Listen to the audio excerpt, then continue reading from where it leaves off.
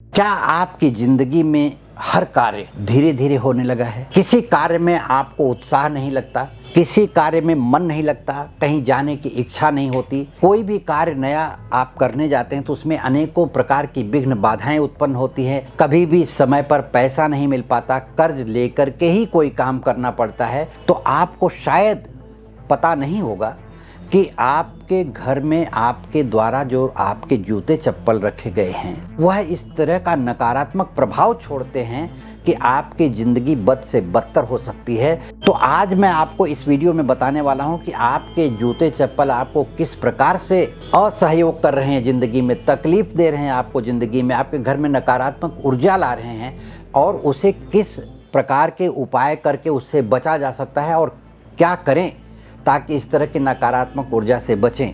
इस चैनल को अगर आपने सब्सक्राइब नहीं किया है तो सब्सक्राइब जरूर कर लें।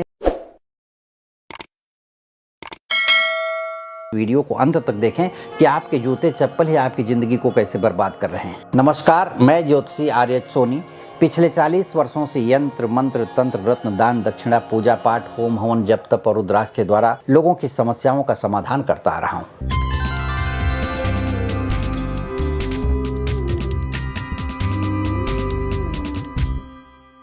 आपने जो कपड़ा पहन रखा है उसके बाद किसी चीज़ पर अगर लोगों की नज़र पड़ती है तो वो हैं आपके जूते चप्पल। जूते चप्पल आपकी ज़िंदगी में बहुत अहम स्थान रखते हैं। जूते चप्पल आपको हजारों बार कांटों से ठोकरों से बचाते हैं, लेकिन हमने देखा है इसका नकारात्मक प्रभाव। लोग घरों में अपने जूते चप्पल को रख देते हैं और कभी कभी तो तितर बितर रखते हैं। कुछ लोगों को हमने देखा है ऐसा होता है कि उनके पास 50 जोड़ी जूते पड़े हुए जो उन्होंने 20 साल पहले पहना है, उस जूते को भी यादगार के रूप में सजा करके रखते हैं। जूते टूट गए हैं, फट गए हैं, चप्पल टूट गया है, फट गया है, जैसे आप बाहर से आते हैं तो आप कहाँ से आ रहे हैं ये पता नहीं है। तो सबसे पहले क्या करते हैं कि जूते चप्पल को हम घर के बाहर निकाल देते हैं या घर में किसी स्थान पर निकाल देते हैं।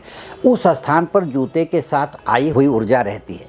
अब क्या होता है, धीरे धीरे जूते पुराने हो गए, फट गए, तो पुराने देखिए जो पहना हुआ जूता है, जो पहना जा रहा है, उसमें केतु का निवास होता है, लेकिन जो जूते रख दिए गए हैं उस पर राहु और शनि का निवास हो जाता है। तो राहु और शनि नकारात्मक ऊर्जा के कारक हैं। तो मैं ये समझाना चाहता हूँ आपको कि आपके घर में अगर फटे पुराने जूते हैं तो ये ध्यान रखिए कि आपके घर की इनकम कम होगी, आपके घर में कलह का वातावरण बनेगा, आपके घर के बच्चे आपका कहा नहीं मानेंगे, परिवार में एक दूसरे के बीच वैमनस्यता बनी रहेगी, कोई किसी का कहा नहीं मानेगा। व्यापार कर रहे हैं तो उसमें बार बार रुकावटें नजर आएंगी और नौकरी कर रहे हैं तो उसमें प्रमोशन नहीं हो पाएगा जल्दी। काम के साथ जो लोग आपके साथ काम करने वाले हैं उनके कारण आपकी मानसिक स्थिति खराब रहेगी। और घर में सबसे बड़ी पहचान तो ये है इसकी कि घर में जब आएंगे ना तो बाहर तो बड़ा ही खुशहाल रहेंगे, बड़े ही लोगों से हंस बोल करके मिलेंगे, लेकिन जैसे ही आप घर में प्रवेश करेंगे वैसे ही मन मस्तिष्क पर एक प्रकार की उदासी छा जाएगी और नकारात्मक ऊर्जा से आप सराबोर हो जाएंगे और घर के परिवार के किसी भी व्यक्ति की बात आपको अच्छी नहीं लगेगी और जो खाना आपको रोज़ अच्छा लगता है वो खराब लगने लगेगा। चिढ़ करके बात करेंगे जिससे परिवार में धीरे धीरे कलह का वातावरण उत्पन्न होता है। आप चिढ़ करके बोलेंगे तो आपके बच्चे नाराज़ होंगे, पत्नी नाराज़ होगी, परिवार के बड़े बुजुर्ग सदस्य हैं तो वो नाराज़ होंगे, बड़े हैं आप तो छोटे नाराज़ होंगे। इस तरह से जूतों का, चप्पल का बहुत ही बड़ा असर आपकी ज़िंदगी पर पड़ता है। जो फटे पुराने जूते हों उन्हें घर से बाहर निकाल देना चाहिए। तो देखिए, फटे पुराने जूते अगर आपके घर में पड़े हैं और आपके घर में नकारात्मक ऊर्जा का हमेशा संचार हो रहा है, घर का वातावरण ठीक नहीं है, तो ये समझ लीजिएगा और ज़रूर ध्यान रखिए कि ये हो रहा है तो आपके जूते और चप्पलों के कारण हो रहा है। तो सबसे पहली बात है कि जूता अगर फट गया है, पुराना है, तो उसे सजा करके अगर आप घर में रख रहे हैं अपनी याददाश्त के लिए तो हमेशा चाहिए कि किसी भी समय 10 दिन 15 दिन में, महीने 2 महीने में उसको हमेशा साफ़ सफाई उसकी करते जाएं। और जो जूता आप नहीं पहनना चाहते हैं, नहीं पहन रहे हैं, तो कोशिश करें कि वो न पहनते हैं तो ठीक है, उसको निकाल करके बाहर फेंक दें। यदि आपको रखना ही है तो उसको एक बार फिर से पॉलिश करवा करके उसको साफ़ करके, ताकि जो बाहर से आप उसके जूते में मिट्टी लेकर के आए हैं, धूल लेकर के आए हैं, नकारात्मकता लेकर के आए हैं, उसके साथ अभी तक पड़ी हुई है, किस किस जगहों से आप गुजरे हैं, कहाँ कहाँ की मिट्टी आपके पैर में लगती हुई आई है आपके घर में, ये आपको पता नहीं है। और हो सकता है कि किसी अदृश्य स्थान की ऐसी मिट्टी आई हो जहाँ हमेशा नकारात्मक ऊर्जा ही रहती हो, उसके साथ आपके घर में नकारात्मक ऊर्जा प्रवेश कर गई हो और धूल मिट्टी उसी के साथ पड़ी हुई हो, तो मैं चाहता हूँ कि आपको देखिए, यह आपको समझना होगा कि आपके घर में अगर जूते चप्पल हैं तो उन्हें पूरी तरह से साफ़ सफाई करके ही घर में इकट्ठा करके रखें, अन्यथा उसे अपने घर से दूर हटा दें या कहीं ऐसी जगह रखें जहाँ से कि उसकी नकारात्मकता चारों तरफ न फैले।